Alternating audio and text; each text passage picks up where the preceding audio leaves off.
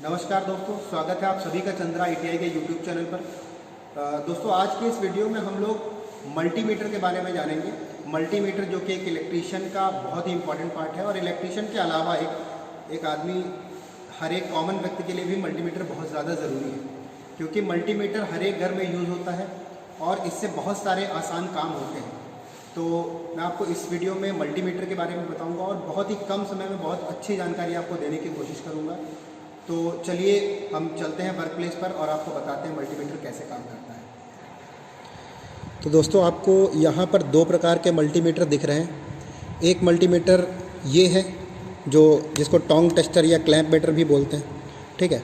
और दूसरा ये मल्टीमीटर है जो एक नॉर्मल मीटर होता है, बेसिक मीटर है ये। और आपको अगर मल्टीमीटर चलाना सीखना है तो मैं यही कहूँगा कि आप इस मीटर से सीखें। ये बहुत ही अच्छा मीटर है और शुरुआती पोजीशन के लिए बहुत ही अच्छा है। तो मार्केट में भी काफ़ी सस्ता आपको मिलेगा, 150 रुपये तक के मार्केट में आपको ये मिल जाएगा। तो इस मल्टीमीटर को ही आप सीखें। तो चलिए मैं आपको बताता हूँ कि इस मल्टीमीटर का यूज़ आपको करना कैसे है। इस मल्टीमीटर को अगर आप ध्यान से देखें तो यहाँ पर देखिए आपको कई रेंज दिख रहे हैं। ये नॉब है, इस नॉब से मल्टीमीटर ऑन और ऑफ़ होता है।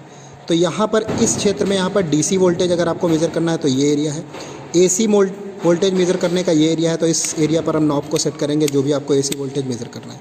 तो सबसे पहले हम DC और AC वोल्टेज आपको मेज़र करना दिखाएंगे, कैसे आप DC माप सकते हैं और कैसे AC माप सकते हैं।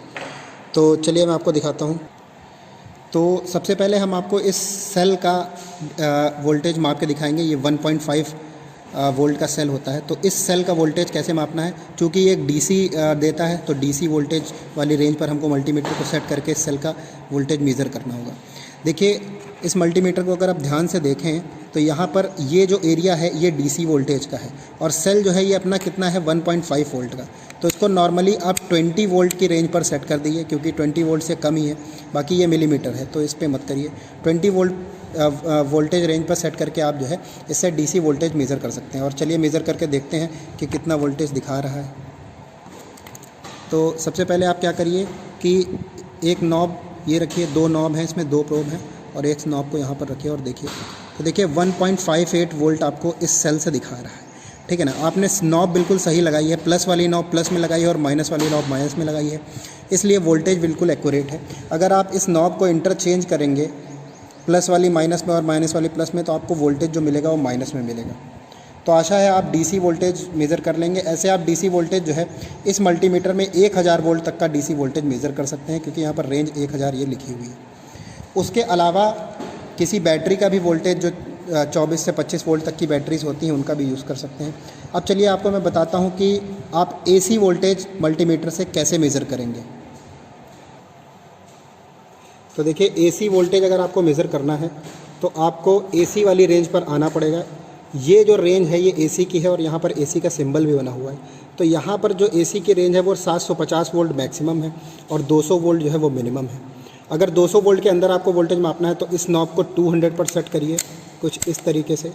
और अगर आपको 200 वोल्ट से ऊपर का वोल्टेज मापना है तो आप 750 पर भी इस वोल्टेज को सेट कर सकते हैं, कुछ इस तरीके से।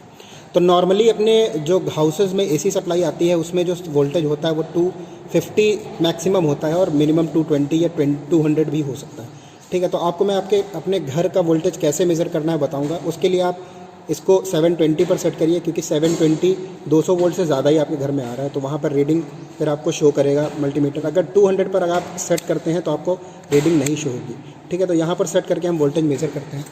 देखिए, ये आपके घर का एक सॉकेट है, 3 पिन सॉकेट जिसको कहते हैं। इस 3 पिन सॉकेट में आप नॉर्मली राइट साइड में जो होता है वो फेज़ होता है और लेफ़्ट साइड में न्यूट्रल होता है। तो इसी का फॉलो करते हुए हम इसको यहाँ पर इंसर्ट करेंगे इन्हीं दोनों पिन में और वोल्टेज मेज़र करके देखेंगे।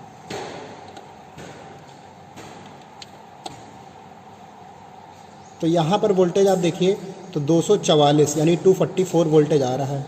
और यहाँ पर आप देखिए मैंने नॉब दोनों लगा रखी है अपने घर के सॉकेट में, है ना। और वोल्टेज जो है वो 244 वोल्टेज है। तो कुछ इस तरीके से आप AC वोल्टेज जो है अपने घर का मेज़र कर सकते हैं।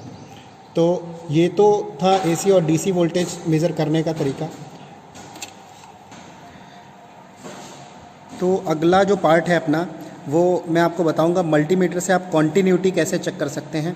यानी कि अगर कोई तार है और उसके 2 सिरे आपके पास हैं और 20 से एम्पियन।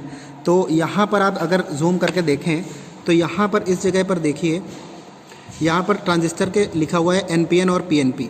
तो अगर आपको एनपीएन ट्रांजिस्टर या पीएनपी ट्रांजिस्टर है तो इस रेंज पर आप लगाएंगे उसको, और एनपीएन ट्रांजिस्टर है तो इस रेंज पर उसको लगाकर चेक कर सकते हैं, और लगाने के बाद रीडिंग आपको मिलेगा।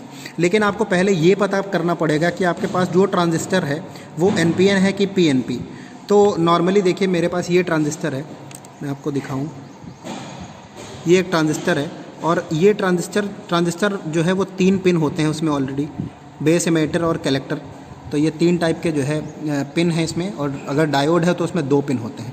तो आपको अगर पता करना है कि ये पीएनपी है कि एनपीएन है, तो सबसे पहले आप ट्रांजिस्टर को नॉर्मली जो है उसकी रखिए, और मल्टीमीटर की जो आपकी ये रेंज है इसको कॉन्टीन्यूटी पर सेलेक्ट कर लीजिए। उसके बाद आपके पास 2 प्रोब हैं, एक रेड प्रोब और एक ब्लैक प्रोब। तो आपको क्या करना है कि इस रेड प्रोब को ट्रांजिस्टर के बीच वाले पॉइंट पर रखना है, और यहाँ पर कुछ इस टाइप से रखना है, और मल्टीमीटर में देखना है रीडिंग आ रही कि नहीं आ रही। तो देखिए मल्टीमीटर में किसी भी प्रकार की रीडिंग नहीं आ रही है। तो देखिए मैं रेड प्रोब को यहाँ पर रखता हूँ और ब्लैक प्रोब को यहाँ रखता हूँ, तो मल्टीमीटर में किसी भी प्रकार की रीडिंग नहीं आ रही है, आप देख सकते हैं। उसी टाइप से रेड प्रोब को बीच वाले पे ही रहने दें और ब्लैक प्रोब को मूव करें, उधर वाले पॉइंट पर जोड़ के देखें, और मल्टीमीटर में फिर रीडिंग देखने की कोशिश करें, तो आपको मल्टीमीटर में कोई रीडिंग नहीं मिलेगी। यानी कि यहाँ पर जो मिडिल में हम रेड प्रोब लगा रहे हैं, रेड का मतलब होता है पॉजिटिव, तो मिडिल में पी नहीं है, इसका मतलब ये है, ठीक है। अगर हम ब्लैक प्रोब को बीच में लगाते हैं और रेड प्रोब को किनारे लगाते हैं, तो देखिए मल्टीमीटर में कुछ ना कुछ रीडिंग आ रही है। उसी टाइप से रेड प्रोब को उधर लगाते हैं और ब्लैक वाली बीच में ही रहती है, तो भी रीडिंग आ रही है। यानी कि इसका मतलब है कि निगेटिव पॉइंट जो है वो बीच में है, और निगेटिव पॉइंट बीच में किस में रहता है? पीएनपी में। देखिए यहाँ पर पीएनपी लिखा है, इसमें पीएन का मतलब होता है बीच में निगेटिव, और पी मतलब किनारे पॉजिटिव, और दोनों साइड में पॉजिटिव बीच में नेगेटिव। तो ऐसा ही कुछ ट्रांजिस्टर में हो रहा था जब हम क्या कर रहे थे कि ट्रांजिस्टर को पीएनपी रेंज पर मतलब जब इसको टच कर रहे थे तो बीच में जो है नेगेटिव पर ये रीडिंग दे रहा था। यानी कि ये ऐसा ट्रांजिस्टर है जो एक पीएनपी टाइप का ट्रांजिस्टर है, और इस ट्रांजिस्टर को आप जो है इन तीनों पॉइंट में एमिटर बेस कलेक्टर में लगा के और इस पॉइंटर को HFE पे सेट करके आप ट्रांजिस्टर का जो बीटा वैल्यू होता है, जो करंट मैग्नीफिकेशन होता है, वो पता कर सकते हैं। ठीक है, तो एक तो ये हो गया। उसके बाद आपको हम बताते हैं कि आप एक डायोड की कॉन्टिन्यूटी या डायोड वो सही है कि नहीं है, कैसे आप चेक कर सकते हैं। तो देखिए अपने पास एक ये डायोड है, ध्यान से देखिए, कुछ इस तरीके से डायोड आपको दिखेगा।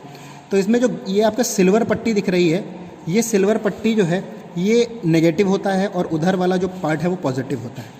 तो अब अगर आप मल्टीमीटर की प्रोब को कॉन्टिन्यूटी पर ही लगाना है आपको, जैसे आप पहले लगाए थे, कॉन्टिन्यूटी पर लगाकर नेगेटिव को नेगेटिव के साथ और पॉजिटिव को पॉजिटिव के साथ, यानी रेड वाली प्रोब आपको पॉजिटिव के साथ और ब्लैक वाली प्रोब नेगेटिव के साथ लगाते हैं और मल्टीमीटर में रीडिंग आती है, इसका मतलब होता है कि डायोड आपका सही है।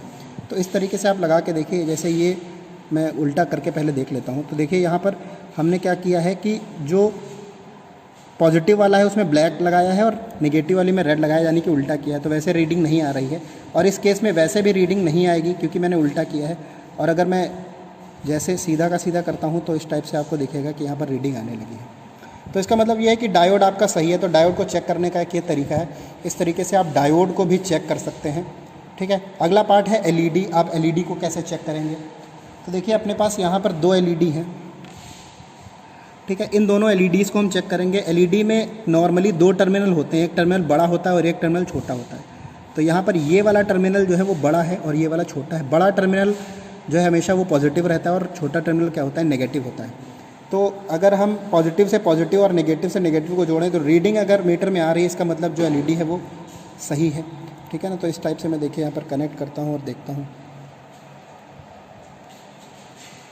मैं इसको रख के ही दिखा देता हूँ।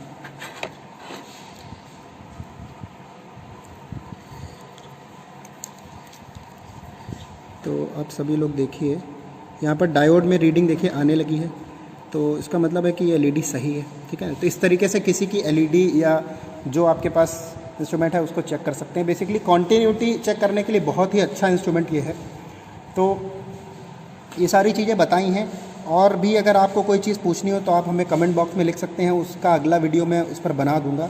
हालांकि मैक्सिमम चीज़ें मैंने इसमें कवर कर ली हैं, और जो भी पूछना हो उसको कमेंट बॉक्स में ज़रूर लिखें। धन्यवाद।